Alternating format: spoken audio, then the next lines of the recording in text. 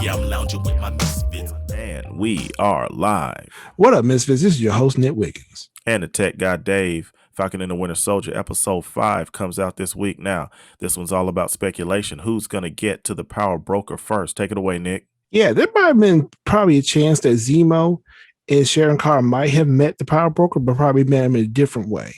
Contact information or something. But from Zemo's standpoint, Zemo seems to know who the power broker is. He just doesn't know where he is or how to get in contact with him the way he used to. Yeah, that's true. There's some interesting things that have unfolded in these last few episodes. One thing I recognize is that Zemo probably wasn't blipped away. So he's been in prison for 5 years contemplating and getting that plan together. Sharon Carter has already showed us that she was left out there alone, no help, no Avengers, no shield, no nothing. And she has, built herself up in Madripoor to be a pretty big player. So Zemo's got wealth, Sharon Carter has wealth, and both of them are using that wealth to try to figure out who the power broker is and to get to him quick. Yeah, because we remember he is a Baron. So he's Baron Helmut Zemo. Yes, Helmut Zemo is wealthy and well connected. One thing that I gathered from these episodes is I get the feeling that Helmut Zemo is not just using Sam and Bucky to try to get to the power broker. I think Helmut Zemo is using Sam and Bucky to kind of keep the authorities off his back and eluding and evading the authorities because he is an escaped felon at this point, and we haven't seen anybody try to come and get him. So, he's staying fluid and on the move to kind of lay low and stay under the shadows. He's the reason why the late king of Wakanda is dead, and he's the reason why the Avengers disassemble. So we also got to remember this man is 10 steps ahead of everybody. Yes. Zemo's a smart guy. Just when they think they have him figured out, he's got another twist that he has seemed to already have contemplated. I mean, he was ready to go as soon as they broke him out of prison. Next thing you know, they're on the jet and they're headed to Madripoor. Yeah, he probably planned this out a long time ago. He just didn't know when it was going to be planned out. Yeah, so they hit Madripoor. He's got the connections. He obviously has somebody on the inside, but not enough connections to know exactly who the power broker is. So he's trying to wheel and deal and work his way up the ladder and use whatever connections he has to kind of connect the dots. Yeah, he probably knew a couple of people, especially those who were like mercenaries or somebody who used to do stuff that is downright dirty in the MCU. But at the same time, with Zemo himself, is he trying to rule Madripoor by getting to the power broker and try to take him out so he can be the next power broker, or is he just doing it just to cause chaos? That's a good question. Yeah, I think so. That's a good point, because when you look back at that episode with them going into Madripoor, Sam and Bucky kind of had to wing it as they went, but Zemo was cool, calm, collected, and he didn't really throw too many people off, which means that at some time in the past, he's visited Madripoor or had some dealings there. Yeah, because he was always calm and cool, collected, because that's his kind of people. I think that's the kind of crowd he hangs out with. He hangs out with people who are ruthless and who are willing to do what's necessary to get what they want. Oh yeah, he's the Baron. I like here how he's laying it on thick here with the charm and kind of playing it up. Bucky is trying hard to stay in character. I think his superpower is just annoying the hell out of Bucky and Sam, because every time they think they know who Zemo is, Zemo surprises them. Yeah. Zemo's kind of here, there, and everywhere. Yeah, and that's one of the things that knocked everybody off the game, because it did knock everybody off the game, but the problem is when you kill the golden goose, the power broker is going to go after you. And I'm surprised the power broker is not putting his hands on Zemo instead of the freedom fighters, because right now he's more worried about Karli and the Flag Smashers than worried about Zemo.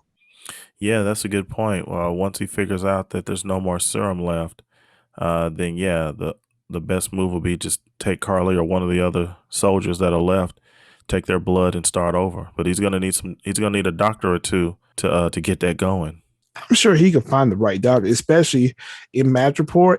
It might be full of Hydra former Hydra agents or Hydra scientists that might be there, or even AIM. Because if you remember AIM from Iron Man 3, they were scientists too. They might be in there too. Okay, so speaking of that, could it be that the power broker is allowing Sharon to kind of move around in Madripoor as long as she doesn't get to a certain level? I think he's allowing Sharon Carter to move because I think he knows who Sharon Carter is. But the thing is, Sharon Carter comes from a family that was wealthy themselves, even though her aunt Peggy Carter was a former agent of S.H.I.E.L.D. and is former spy master herself. Yeah, that's a good point. That just shows how well connected she is and how she's been able to build herself up over the 5 years during the blip.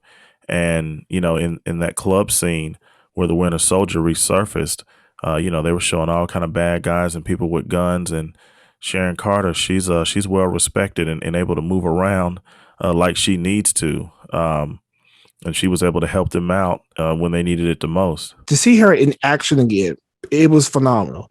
And to see her surprising both Sam and Bucky from Civil War, because that was the last time they seen her. Yeah, it's no surprise that she feels comfortable in Madripoor. She made no bones about it when she let them know, I stole that shield for you. I stole those wings for you. So she broke the law to do what was right. The blip happened. Everybody's gone. Nobody's there for her when she's been there for everybody else. So she said, you know what? Let me take care of myself. And she went to Madripoor and made it happen. Yeah, and I applaud her for that because she seems to be the same person because she still helps Sam and Bucky. Yes, she's willing and dealing on the underground here.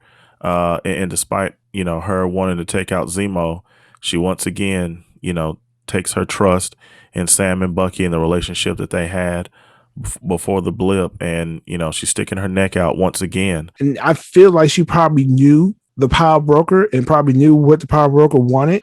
So that's probably how she found out who the doctor was and got the location. Yeah, so even if Sharon Carter is dealing with, some seedy characters and some low lives, it seems like she's always keeping her moral compass straight, and she's working these deals for some good in the end. Yeah, so Zemo is wealthy and well connected, and Sharon Carter is showing right here that she can hang with him, and she's rolling and controlling.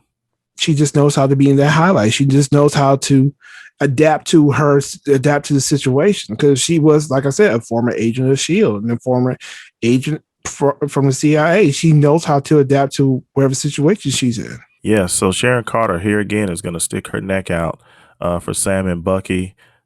She's keeping an eye out for Zemo, but she's hosting this event at her museum and, going to use her connections to try to find out who this doctor is. She's trying to figure out how to use her connections with her selling the artwork and try to figure out how to get the person that she needs to give her the information that she needs so she can pass on to Sam and Bucky. Yeah, we don't know the reason why Sharon Carter is helping Sam and Bucky, but she is, and she's sticking her neck out. So here again, she's got the wealth and the power and the influence to make things happen in Madripoor because she gets that name for that doctor and the location during the event. All right, so Sharon Carter is here chilling in the mansion. I mean, she's almost Tony Stark level.